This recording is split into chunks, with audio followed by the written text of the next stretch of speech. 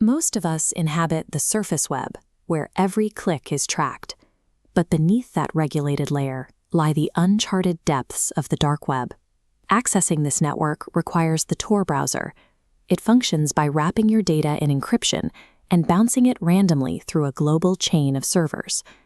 This severs the link between a user and their physical location, leaving no traceable path to the source. Within this vacuum of oversight, an anonymous marketplace called Silk Road emerged. It functioned like a digital black market version of Amazon, facilitating the trade of narcotics, of stolen data, and forged documents. Despite its hidden infrastructure, the site operated at a massive scale, processing over $1.2 billion in sales using untraceable Bitcoin. The entire empire was overseen by a single administrator known by the pseudonym Dread Pirate Roberts. Law enforcement faced a total investigative blackout. They were chasing a multi-million-dollar cartel where the servers were hidden, the currency was digital, and the leader appeared to be nothing more than a ghost in the machine.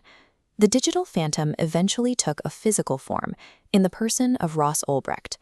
Ross grew up in Texas, where he was remembered as a polite, community-focused teenager who eventually earned the rank of Eagle Scout.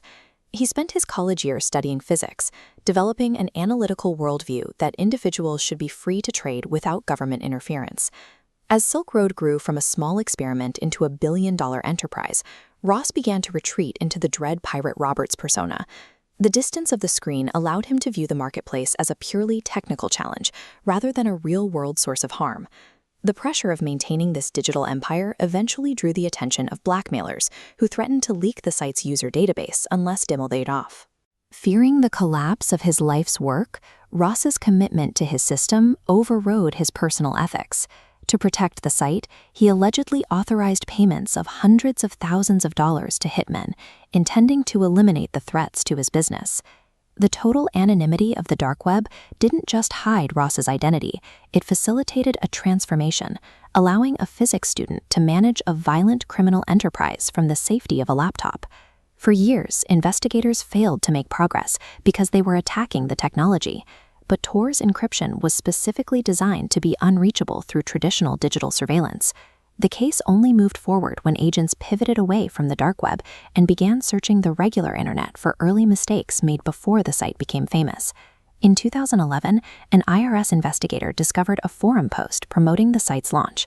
The user made a fatal error, registering their account using Ross's personal email address. This single digital breadcrumb connected the untrackable server to a living, breathing suspect in San Francisco. But the investigation faced a major internal crisis. 2 federal agents on the task force realized the site was so anonymous that they could commit crimes of their own without being caught. These corrupt agents secretly leveraged their insider knowledge to steal millions in Bitcoin directly from Silk Road, nearly derailing the entire operation to capture Ross. Even with a suspect in sight, the arrest had to be perfect. If Ross had time to close his laptop, his encryption would lock the evidence away. The agents had to catch him while he was actively logged in to the site's master controls. On a Tuesday afternoon, they followed him into a public library. As Ross worked, 2 undercover agents staged a loud, distracting argument behind him.